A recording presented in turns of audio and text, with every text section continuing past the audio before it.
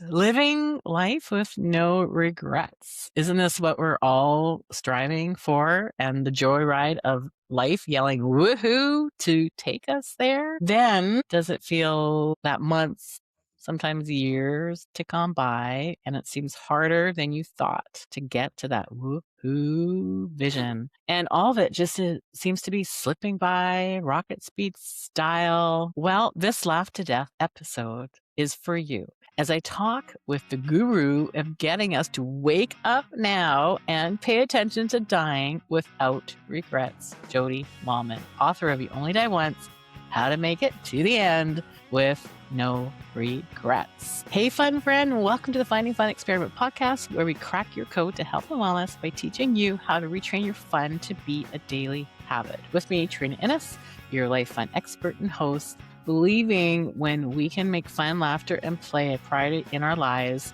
as a must-have, not a nice-to-have, your world and the world around you is brighter, lighter, and a lot more healthy. That sound lovely? Feel like it's a giant hug, somehow infused with fun. And some gold sparkles and sprinkles and some confetti. Yes. Some confetti. Yeah. So to get to know Jodi better, I asked her to do some homework. And I didn't even follow up with you. So I'm presuming you did your homework. And what the homework was, I'm doing some research on intuition and really reflecting if the people who have the strongest intuition that they can tune into are the easiest to prioritize laughter, fun, and play over others that might be challenged too. So I will share this quiz in the show notes. And I would love to hear from Jodi about where you landed on this quiz. And I'm assuming you did your homework because you are a ducks in a row kind of person sometimes, maybe. You can call me nerdy. That's cool. I've always been a teacher's pet. Trina, I want you to give me an A+. By the way, I'm gonna annoyingly make a sound in my microphone. This is the sound that homework was done. See, I'm getting that's the sound of my paper. I don't like that sound. Well, okay, sorry. Well, that's what the sound of getting homework done sounds like. So you asked right, I'm more of a dog-ate kind of girl. Okay, well, I did my homework. Okay, where did you land? I want you to make sense of this because I don't understand. Okay. And I don't even intuition to me is just fascinating and baffling. Yeah. So please. Okay. And the main point of this was to see if your intuition lines up with your current play nature, which I know that you're in tune with because we've talked about it a lot. Yeah. Okay. All right. Well, you tell me. Okay. This says I'm a tie, but it says that I am seen as the wise sage, which I think sounds very arrogant to say out loud for the record. I don't think, even though I just turned 50 and I'm obviously very wise and mature, I don't think I'm any more wise and sage-like than anyone else. But anyways, it says wise sage. That's my dominant archetype. But then it does say that that was 30%, but it is also tied with the intuitive healer at 30%. So yeah, that's that. Okay. So how did you feel about that? Like, do you feel that ties into a bit of your play nature? Well, I really don't know. I feel like I need you to decode it. Okay. But it talks about the wise sage being anchored, perceptive, and deeply knowing. Sounds flattering. It says, you've always felt a little older than your years. Oopsies. It says my intuition flows through clear knowing. I may not always know how I know, but I do synthesize, clarify, offer perspective. Yeah. So it says what to nurture. Trust in your knowing, even when it's not proven. The courage to speak what you see, which I want to have more of that. So I would say I like the idea of kind of this wisdom, and I like the other one, intuitive healer, maybe helping other people.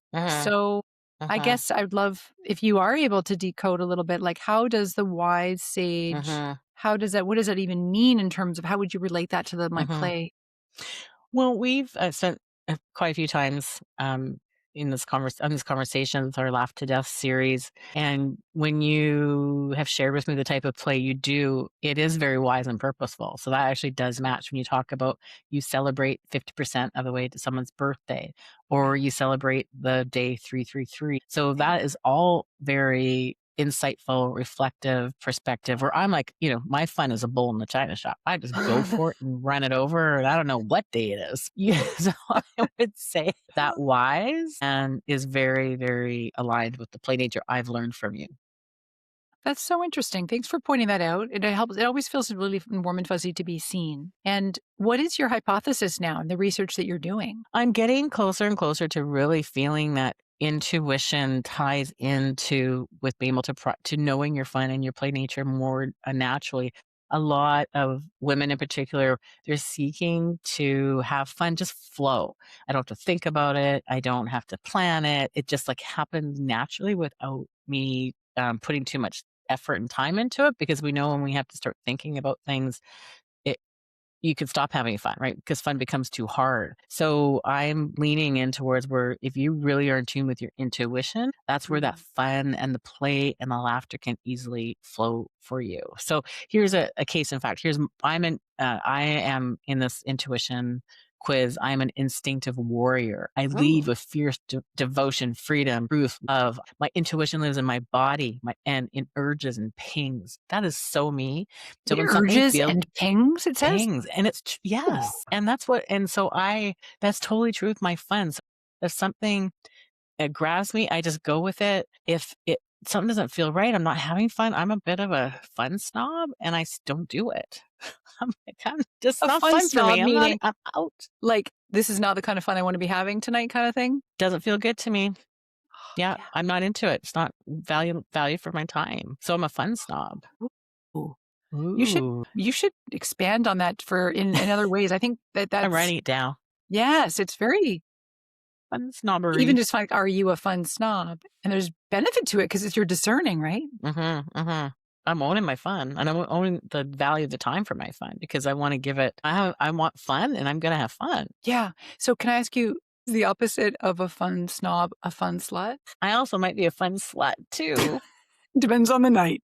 I don't think it's opposite, I think it just is it's a combo. Okay, if it's the right kind, you're a fun slut. But you're like, "I do not want to do karaoke tonight, people. I'm leaving." Well, no, I'd wanna do You wanna karaoke. do kara Yeah. So stay tuned, for more of my research, and any if you have anything to add to the pile, Jody, I'd love to hear it as I carry on with this research, but I do feel Yeah. the instinct is very powerful in our fun. Because Mm, again, when we know we're fun, we're just gonna hop right into our fun. When we don't mhm. know we're fun or we know we're anti-fun, we know instinctively that's not a place that I wanna go. Well, I love what you're getting at because I think that in the world that I play in, which is mostly about the feeling of pursuing the feeling of aliveness, which Mhm, obviously fun and play is a huge component of that. mhm, My observations are that especially women are not always in touch with their intuition, and in my language, it's about even in touch with what makes you happy, what lights mhm, you up, what's the mhm, stuff that makes you feel alive. And so when mhm, we've lost the plot and mhm, we're not really sure how to even embark upon a life that's worth living, let alone how to listen to a voice, it's like listen to my intuition. Like I can't even turn the volume down mhm, on my mhm. emails or the kids or the My dogs head. or whatever you've got going on, Yeah, right? mhm, So, I guess mhm, it's about learning to tune in and notice and get like, isn't it true that if we just gave ourselves just a half a freaking day to go sit and understand, mm, "Wait a minute, this is the stuff that really does make me feel mhm, undeniably alive. Whether I'm mhm, gonna do it or not is another story, but, like, just the tuning mhm, in, mhm. that's like half the battle." Yeah, and I feel you have to do your homework and your research on this, Mm, and even for myself, like, have I been a fierce warrior my whole life? I don't probably not. I've grown into it, I've changed, I've evolved. yeah, So checking in on your intuition or checking in on your anti-fun regularly with yourself is really, really important.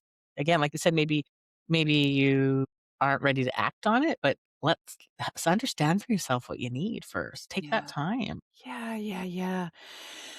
Ah, you're making me think I need to go on a personal retreat. Well, that would be very wise, and that would probably align very nicely with your play nature. Mm, right, I can see it now. Beautiful, beautiful, What's there? beautiful. Tell us what's in your head in this retreat. It doesn't okay, it's gotta be in an inspiring location. It's gotta be have all the luxuries of the yummy food and drink, and of course, space to stop and think, and I call it a drink and think, like nice lobby. Um,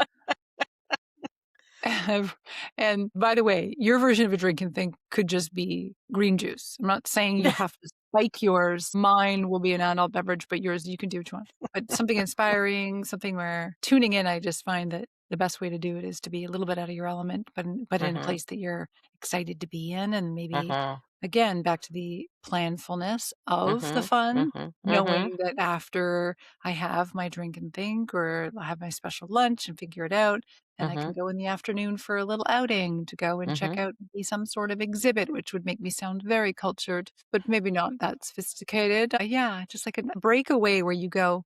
And you're reminding me because you got me talking. A friend of mine back in Chicago, That's really hard, by the way. it's a gift of yours. He used to take every quarter, he would take a train from Chicago to Kalamazoo. And first of all, the name's fun, so you've already won. Yeah. I'm But going he to would go. Kalamazoo for the weekend. Not even the weekend. He would go first train in the morning, go, get off the train, go to into a hotel lobby, sit down with some notes, do his reflection that he wanted to think about, which he started on the train, go have lunch, take the train home so he could be Mm. home in time for like 6:30, 7 o'clock for a later dinner with his wife. And he'd Mhm. have a day where it was like his personal retreat. And Mhm. now I'm just fascinated, like, where could we train to? You know? Because you're wise. You're wise. Okay. So question, have you ever given yourself permission to do this quiet Jodi only reflective retreat time? I used to, which to Mm. me is another theme that I love in life, where it's sometimes Mm. it's that we just have to go, oh, it's like there Mhm. was a better version of me that I remember when, like, oh, when I used to feel so healthy and fit. Well, what were you doing? I was working out with a personal trainer, or, And eating and having green juice instead of my right. happy hour Or I cocktail. used to, like, when things were, wow, I used to play that instrument or do that art project. I used to do that stuff regularly. That's so cool because at least we already know we could go back to it. It's like blow the dust Mhm. off that version of Right. yourself. You don't have to Right. reinvent it. Yeah. But I used to take time in this way. It was around every quarter. I would take a day or a half day. And then Okay. somewhere along the line, It I got booked. got booked and I got busted. I'm busting myself now because I just started reverting to the old belief of, when I worked in the corporate environment of like, it's about FaceTime, putting in the time, punching in and punching out. It's like I've almost got my own fucking punch clock here. Like I work for myself. I don't have to punch in and out and get You're a tough permission. boss. I'm a nasty boss to myself. You better give yourself a raise. Right. So, anyways, your thank you for the inspiration because now, first thing I'm going to do when we're done talking is I'm going to look at my calendar into the future and book off a thing, just a half, even if it's a half day. Okay. Love that. Do you do And that? sometimes we just need a little inspiration from each other to remember how important that is. And I look forward to you getting back to me and letting me know how that goes. Oh yeah, I'll take pictures. Do you ever take time off to retreat? I approve yourself to take some time off. Personal. You can have 5 personal days. Done. Can you be my new boss? I can be your new boss. All right, I'm going to share a quick story of when I gave myself permission to Mm. take some time to myself. I had on my fun list, I wanted to do a trip to Tuscany and, not eat, pray, love style because I'm in love, so I didn't need love, but definitely, and not pray, so I'm not very spiritual, but more the eat side of Hello, things. Eat, invite me. drink and enjoy. And so I booked myself to a trip to Tuscany. And I also had on my fun list to do a week long cooking course with Wow. the Italians. So I booked this beautiful villa on the vineyards with the truffle farm and the dogs and this castle that you stayed in with 12 other strangers from all over the world. And it was like the most magical, like I drove up to the gates and they opened and it was like, this is just like fantastic. There was an infinity pool overlooking the vineyards, the sunset, 30-person long table outside under the grapevines. The birds were singing. There's hammocks, wine barrel, saunas, like you name it. It was just fantastic. I stayed in a room that had a balcony and overlooking the castle, you know, vineyard and with the white drapes that would billow with the wind. I'd sleep in the canopy bed with all the white, billowy things. And I said to myself, okay, you're meeting 12 strangers. Just act quiet so you can be by yourself and you don't get sucked into all the conversations and the social. And they won't Yeah. know that I'm an extrovert. If I just stay like Yeah. introvert, pretend I'm an introvert, then I'd get that time to myself. I was doing some writing back then and I lasted about an hour. A leopard can't change your spots. But I made some great new friendships. And I still had a lot of self-reflection time because I was still doing, some time by myself, but not as much as I'd Yeah. hoped. But it was a beautiful experience. And so, of course, that was a learning in itself. Like, how would I think I could go in looking like an introvert when I'm an extrovert or keep that to This is myself? So, so fascinating. First of all, your descriptions of this trip sound magnificent. What a great mhm. time. And what inspired you to try to be the introvert? Because I wanted to honor having some quiet reflection time by myself. Like, this was my Okay. time to just do some reflection, do some thinking, do some Trina time, be by myself. Because I am around a lot of people a lot by my own accord, because I like people to gather. My happy spaces with a lot of people. So that can limit just my own time of thinking and reflection. So this Mm. was a trip just for me, all about me, and trying to get that space for just myself. Yeah. Wow. Yeah, Yeah. it was awesome. I Make it an highly hour. recommend it. It was a fantastic, and they do still do these week-long cooking courses, and that was another thing too. I lasted about 3 days, and I'm like, "Does anyone wanna skip out with me tomorrow? Go get You some. guys kinda sick of cooking all day long?" Right. Let's go get some whatever the version of yummy local in town food is, right? It was amazing, because then you ate your food at the end of the night on this big, long table together. You're out under the stars till midnight talking, connecting. It was a beautiful experience. Wow. Beautiful. Wow. I love the memorable moments and how even again Yeah. back to how vivid you remember it. It sounds like another thing that strikes me listening to you is how sensory it all was. And Mhm. back to this Yes, I idea of can still feel it. Yeah, yeah, and in fact, I wrote my first chapter, on that trip in my book, which is I know we've bring that into this episode in our Laugh to Death episode together. You and I invite our books, and we flip to a chapter, and then we talk about it with each other and ask curiosity. So maybe I'm gonna start with my book flip. do Remember, it. we also dance with our books. You do a better job than me, but yeah, it's real Mine's kind choreography of there bouncy between it. today. Yours was I had a bit of a sexy book dance, and you Yeah, were doing more of a I can't remember what you were doing last time. mine's just nauseating. No one wants Okay, to well, see that I dance. am gonna start with the chapter then. I'm gonna lean right into that. I love it.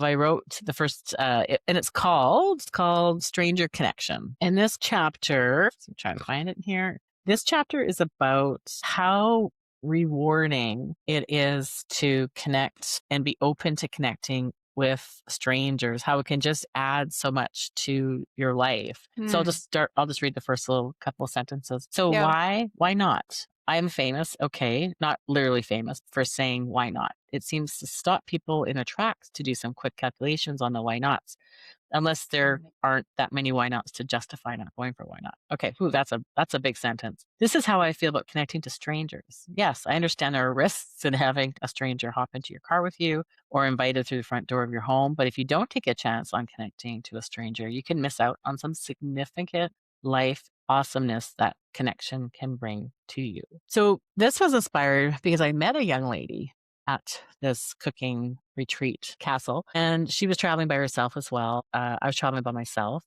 And the second half of my trip, I was just doing a big road trip through Tuscany, through the vineyards and wine, the wine, doing all the wine tasting and just being free for a week, just going wherever I wanted to do and booking Killing me. myself like little villa stays, in homes and just like free flowing. So we decided that she'd come with me because she didn't have any plans. She was Hmm. doing a bit of a free spirit trip herself. And she was probably, I must have just turned 50. She probably was in maybe early 30s. And we just bonded and connected at this cooking course. So the day the course ended, she hopped in the car. I had a rental car. So she hopped in with me, started driving. And then I'm looking at her and going, I don't even really know this person. I was just Drive wondering along. if she could murder you. Yeah. Well, I wasn't thinking about murder. I felt like I could probably maybe, I don't know, take her on, but if she's a murderer. She'd probably really kill me. I don't know. But I was just thinking, oh my gosh, I just committed to a whole week with this stranger that I don't even know. What if she's like, doesn't brush her teeth that night? What if she like brings strange men back? I don't know. I'm thinking, what am I nuts? Now I'm thinking, how do I ditch this girl? But that's not what I did. I leaned into it.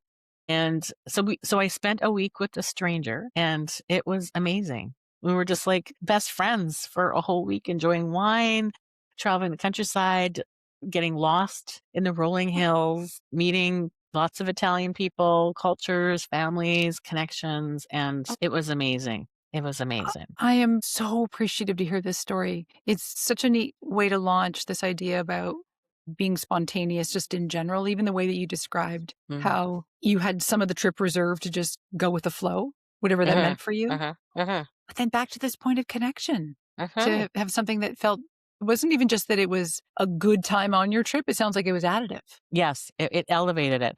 And I still and that was yeah, that was 6 years ago, 7 years ago, and I still feel it in my body. I still feel, how special that was, Mm. to connect in a way with a stranger and have that experience. And we've lost touch since then. Just yeah, had no way to keep. We connected for a little bit on some socials, and then I think she got off socials. And Mm. she I think had a big job in like I don't know Dubai or somewhere, and so we've actually disconnected. So I hope that she also feels that was a special moment in her life, just to why not Mm. and take a chance and hope you don't get murdered and that your stranger Yeah, maybe brushes their just teeth. maimed. Yeah, that is such a good example. I'm sure everybody listening right now feels like me, like, I wanna do that too. I mean, maybe You not a can. week. I'd be like, maybe we just go to lunch, and then we'll see how that goes. But I I love your wa st I should have started with that. no, you knew. Back to your intuition. Yeah, Back to you yes, getting you fierce. had pinging. You used the word Yeah, you yeah, knew that she wasn't gonna ping. be a crackpot, and that Yeah, obviously we're adults. If something's not working out by Wednesday, you can be like, yeah. "Hey, I'm gonna go my own way." Full throttle my rental car. So, how do you have you had that kind of stranger connection before? What a good question. As more of an introvert, my immediate thought is no, but what I will say is that there's way smaller versions of that Mm, where mhm, I expect that I would be maybe a bit of a quieter person off to the side. I'd like to leave early. I like to be kind of like show mm, up, do the mhm, thing, interact, and then bust mhm, out. And I will consistently agree with you that when engaging in things that are optional, like deciding to spend more time talking to someone or deciding to, yeah, invest that time, there's never a regret about doing it. mm. So it's, I don't know about Right, you, and right. you may not identify with this at all, but I, like some others, do this thing where I'll make a social plan and I'm looking forward to it. It's great. And then usually like the day before that I am just like, "Oh, I don't wanna What go. was I'm, I like, thinking? tired." Right. I'm an All the idiot. excuses start running through your head. Right. It was like crazy social me had said yes to this or even suggested it, crazy bonkers woman, and I did this thing, and now I don't wanna go. And then what you do, though, is because you're not gonna bail last minute, is you Right, go, and then I'm never upset that I did. And that's evidence to how of course, if right, I'm truly dreading it for 36 hours beforehand, well, that's not a good quality of life either, but I'm not. I mean, it's usually just a little like, moan and groan. I'd rather stay in and right, just watch, whatever the right. show is. Yes. But it's like this reminder that it's always additive. Even if it's not a super great fit, there's still an experience about interacting with somebody, experience about the social connection point that can only really be good for our well-being. And I just love the science that really backs that up. Mm, As it was right. as there may be no happy hermits is what one of the, founders of positive psychology said. Is I've that what tried to they beg to say? differ, but it's not true. Well, and I feel I definitely am that story of that of the stranger and the connection of how it does make you feel alive. How it, Mm, I mean, in my deathbed, would I ever think, is that a regret that I never spent time with a stranger? Maybe not percolate it like that, but I'm definitely mm. on my deathbed going, how much richer I am because of I let myself have those experiences. One example that comes up is, how there's like the double-edged sword of talking to someone on the plane, Mm, right? So you're right. either captive because you're like, "Okay, great." And you're like, "Can I how deep can I put my earbuds in my ears right now to make the point that I am" but I'm probably one of those people you'd sit beside and go, "Oh my god, I have got to not make eye contact." okay, but here's where you're gonna illustrate my point, is that Okay. I have had, and I can still think to this day, there's this woman that I met on a plane here to Palm Springs from gosh remembers where. Her name's Allie. And we ended up just chatting the whole darn trip. And it was incredible. And we have sort of stayed in touch by social Mm, media, which is just okay. lovely. Yeah, And it's yeah. one of those like, this is not me. I'm the person that wants to burrow her face in her book, or do I write usually on a plane, or certainly Right. I've got music in, very strong signals that I'm like not approachable, introvertish, What you wear the writing? t-shirt. What you listening to? But and then I even have the body language down where I'm like, I really arduously take I'm sorry, what? Like,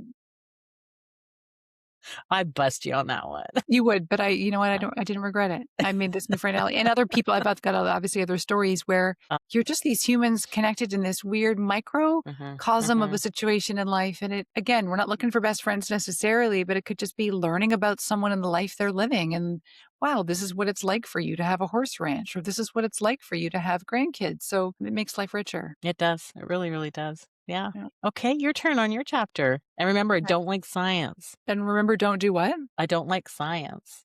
I'm not going to quote science from you. You got a lot of graphs in your book. I know, but you know what though? I'm going to give you an intuition graph. Okay, I just opened it up here. Ooh. This No. this is actually a really interesting page. I opened it up and it's to one of my favorite quotes. And Oh. it's funny enough, it is a quote by Hunter S. Thompson, who just this last week, it was confirmed that his death was in fact, unfortunately, by suicide. His family wanted the case opened up in Colorado because they thought that it was homicide. Mm, But it was in fact mm, suicide. So he mm. was in the news again this week. Obviously a poor troubled man. And Right. before he died, though, he had lots of interesting things to write and say. And here's the quote that if this doesn't move you, well, I got you got to take your pulse because you might be Okay. dead. Okay. Okay. Life should not be a journey to the grave with the intention of arriving safely in a pretty and well preserved body, but rather to skid in broadside in a cloud of smoke, thoroughly used up, totally worn out, and loudly proclaiming, "Wow, what a ride!" Right? Love it. Don't you? Yes. Yeah. And so my follow up to that was, we bought the ticket. We want the ride, please and thanks. Yeah. So that's the question, right? Is we living in a way right now that you could say that you would skid in broadside in a cloud of smoke, thoroughly used up, totally worn out, and loudly proclaiming, "Wow, what a ride." That to me is actually an emblem of like just letting aging be. Like, I love the idea of, I don't, well, back to the pretty and well preserved body. I mean, I don't want to be totally fucking haggard. Pardon me. Sorry, sometimes that slips out. But, like, it's emblematic of a life well lived. It's like when you see somebody, maybe they're in a country where you go and visit and they're working off the land and they're weathered looking. They've Mhm. got that Yeah. kind of like sun Mm. weathered and they're just like salt to the earth and like and they look like life's getting lived, at least bodily. So, like, to what extent would you say at this point you could skid in broadside and say, "Wow, what a ride"? Easily Yeah. done. Tick. Yeah. Can I ask just nosily, because I'm Yeah. sure people that love you and listen to you and Yeah. wanna know more, but, like, what is it that made you feel with such conviction that it was a totally? I feel that I've somehow mastered this accountability to my life of where Mm, I'm in check, and it's really back. Let's look at the intuition, right? Like, I'm into, like, my intuition's telling me I'm not enjoying this. I'm not having a good time. It's not fun. It's not my thing. I don't need to do it. So I'm accountable to the time I am living, to making sure it fits all my values and my needs and my bucket of being amped up and living lively and having fun and having rich experiences. I just keep, it's just the way I'm living. I get that I'm accountable to that. I'm serious about that. And I don't know when I'm going to get hit by a bus. Like, doesn't matter how old I mhm, am. It's not how old anybody is that's listening. mhm, We all know people, children die, teenagers die, young adults die, mhm, mhm, moms die, dads die early, like way mhm. before they're done. So it's the time is now. So it's the I know 100% I'm accountable to my time, and it's my time that Mhm. I want to ensure it's quality for me. I love hearing that. Can I be really annoying for a second and just introduce the most small when you just said that, I flipped conveniently to a page in my book to back up what you just said, and it's the death by age chart. Did we go through this last time? The fact that, well, we've I got don't think we did. No. okay, so, age along the bottom and then, Yes. Deadsville, and we have the Yes. Grim Reaper riding a skateboard. The Yes. the point about this is, of course, 50% of people die when they're over 70, but what that means, to back Mhm. up your point, is that Mhm. a full 50% of us aren't gonna live to see 70. So any of these deferred plans we have to, like, live Mhm. it later, do it Mhm. later, what are we thinking, right? Mhm. So I love how you just said you've got this accountability to life. And have you always been that way, or did you just did it happen to you? I don't think it happened to me. I think you and I addressed this when we first met. I was just born this way, I feel. And was it genetics? Like, I don't know. Did my parents live like that? I don't. Wow, they lived a very simple life. So maybe for them, that was what they felt was how they wanted to live, and they were being accountable to that. Maybe, probably. They I don't think they didn't die without any regrets, that's for sure. Was it experiences that I've had? Like, I Mhm. moved out at an early age just for fun and to live life large. Mm. So, as soon as, I turned 18, I was living in moved to the city and figured all that out and took Yeah. myself through school and met the journey is started early. Lots of Yeah. experiences, a lot of learnings, Mm. a lot of living life. Mm. Mhm. So no, nothing happened to me. There was no, like, Mhm. nothing where, yeah, I got almost ran over by a car and then my life flashed before my eyes, so I thought I'd better Mhm. wake up. Mhm. Again, is it genetic? I mean, where's the science in that? I don't know. Mhm. Good Mhm. question. Can some Mhm. people just wake up this way and naturally live this way? Or is Mhm. it learned behavior? Is it circumstance? Is it Mhm. and I always say I am not an extraordinary person. I'm just like you, and I'm just like you, and I'm just like you, and I'm just Mhm. like, yeah, like I Mhm. just a gal next door. Nothing, no extraordinary, no extraordinaries to this. Mm. I Mm. see your wheels turning now. Yeah. Yeah, on one hand, I wanna say, yeah, you're kinda special, but on the other hand, I get what the point is you're making is that you haven't been bestowed upon you this situation that, like, other people don't have access to. So it's like a lesson Right. that we can all tap into this desire to get up and out and do stuff. Based in psychology, there are Mm, these call them the big 5 personality traits, and one of them is introversion versus extroversion, and then one of them is openness to experience, mm. versus actually not wanting that. And I would say that yours is probably high, that you're just very much like, yes, let's drive our rental car, stranger lady. Yeah, and stranger lady, don't get and off murdered. we go. So that you have a threshold that's probably higher than most. And I mean, this also tracks back, I think, to even just the idea about like optimism, like the belief that there's a bright future ahead and Mm, that things are going to be great. And that's like that you have that control to be able to, even if things are crappy over here, because like, welcome to being alive, that's part of right. it. You're That's still life. Yeah. able to say, I got this. Like, I'm going to still make some fun over here and I'm going to make some kind of decisions over here. So, and that is, they say 25% heritable, so that comes from Okay. mom or dad. Optimism. Yeah, yeah. Hmm. So your That's pessimistic interesting. dad or your optimistic mom, you have them to either thank or blame. Well, I would say my mom and dad naturally were glass half empty. They were very Mm, practical. They were very realistic.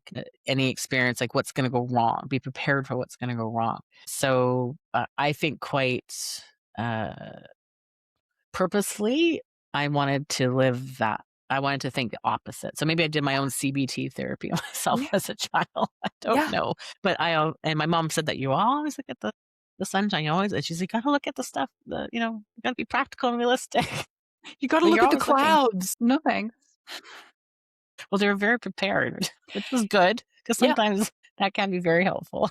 So right. yeah, perhaps. So it feels like a bit of an Yeah, opposite thing. yeah. Yeah, It's yeah, funny how we do that as kids, right? Like the nature versus nurture, like whatever right. we observe. Like I, for example, observed my parents playing it small. So Mm, not so much an mm, optimistic mm-hmm, versus mm-hmm, pessimistic trait, but more of we don't really branch out and do things. We just kind of play it safe, just kind of mm-hmm, stick to the mm-hmm. job, don't do Yeah. much, don't Don't go risk. crazy. Yeah, even if you have Yes. a dream, well, you wouldn't really go for it because then that taught me like, well, then you might get rejected and that might not feel good or it might look Right. bad. Right. Anyway, so with the things we unwittingly grow up, the signals, it's funny how some of us absorb that and become that Right. and then have Right. to work really hard to override it, like maybe Right. me. Right. But then some Right. of us are like, no, no, no, no. I do Right. not Mhm. want that. And that's a really Mhm. good example too, right? Is like that's how I don't want to be. And I don't mean any ill will against my lovely parents. It's just sort of a good way of saying, okay, that worked for your life Yeah. or Well, and that's teaching you to see see something different that you can go, I can take it or not take it. Right. Right. I always tell that I have two grown children, and I said to them growing up, like, as adults, from your dad and I, take the stuff that you need from us, and then just leave the rest because this is Oof. our stuff, right? But the stuff that you liked, grab it and go with it, and keep Oh, it. But the rest that you didn't really gravitate towards, leave it. That because that's not yours to take. Like this is me. what have they Yeah, taken? fun. Yeah. Yeah, both my kids are very fun. Really? Yeah, they live life with no regrets. Can I ask you, you created then these kids that have very much taken fun from you, but do they also then does it reverberate where then their fun makes more fun for you and that it ups your fun ante? Yeah, yes, yeah, it's pretty fun. Fun A family. lot of fun going on. And then my husband who, I would say he's anti-fun, but he has fun in his way, but perhaps not as embracing as us. So Mhm. he's often like, "Oh boy, Mhm. yeah, this You is a guys lot too lovingly much call him out. fun. Yeah, This is too okay. much Just fun." yeah, okay. This fun must be contained, people. It's bordering on unsafe. He's going back to your parents going, "Hey, wait a minute. Yeah, yeah, yeah. Well, hey, Oh my gosh, I couldn't even keep up with my notes this time with this juicy conversation." I know, you always make me think. Yeah. So if I'm trying to pull together, Mm, and maybe you can help me with this one, Jody. I like to pull together at the end of the podcast, mm, what were the ahas or the hmms or the mm, what does. So I've got a few, and maybe you can add to them. mm, So I loved the fun snob. I think I'm going to mm, dig into that further because that's mm, important, and I don't mm. think being a snob has to be a negative. I think that can be, again, glass half full over here. I think that Yeah, can be real positive as being a fun snob. discerning. Yes, I never heard before of no happy hobbits. So that's a learning for me today. Is that a Yeah. common saying, or you just made that up? No, Chris Peterson was one of the founders of positive psychology, Mhm. and he was asked once to distill the concept in as few words as possible, and he started with saying, "Okay, other people matter." Mm. And then they said, "Okay, well, can you elaborate?" And then he said, "There may be no happy hermits." Oh, And happy hermit, sorry, no oh, hermits, but you know what? I hobbits. like hobbits, so it has a nicer twist, more modern. Okay, I love that. Yeah, yeah. And well, thank you for reading and encouraging me to read my own chapter of my own book called Stranger Connection because I haven't read it for a Mm, while. And mm, in fact, I forgot about it. mm, And it is like it's just really one great way to feel alive is connecting mm, with a stranger.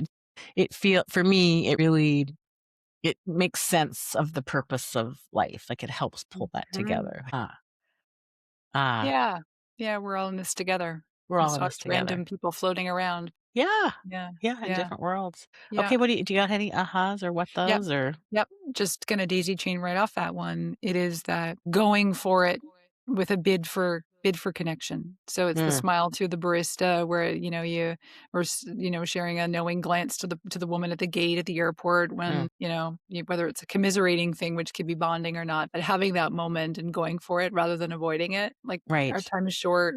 Why not, you know, why not have those little, even if it's a small moment for us introverts? I think that's a huge takeaway for me and maybe others like me is listening to you and your joie de vivre around getting up and out and being spontaneous. And it doesn't need to be full scale, even if it was quarter scale, how much that could add more life to life. Mm, uh-huh, The idea about kind of hitting the road even in a minor way, like even in your own near your own hometown, right? uh-huh, It's like turning off absolutely. a different road and seeing something different. Getting lost, wink, wink, wink. I mean, no one can get lost anymore, Yeah, well, unless it's you not true. toss your phone out the window, don't have a map.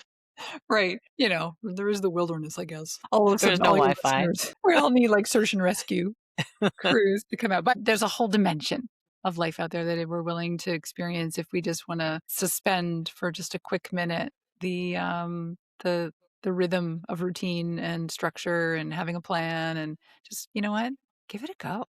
And like you said, doesn't have to be at full throttle. It can be at 25%, 10%. Just, yeah, shake it up. Shake it up. You got this is it, folks. This is where we're at right here, right now, and this is it. Go for it. Yeah. What are we Go waiting for it. for? Yeah, Yeah. and be a Yeah. fun snob. Or a fun slut. Slut it up out or there. fun slut. Pick or do both. You could have 2 business cards. One side, Trina Ennis, the fun snob, and then the other one would have a very different photo of you as Hey, the fun slut. I think this more goes on your business card, not mine.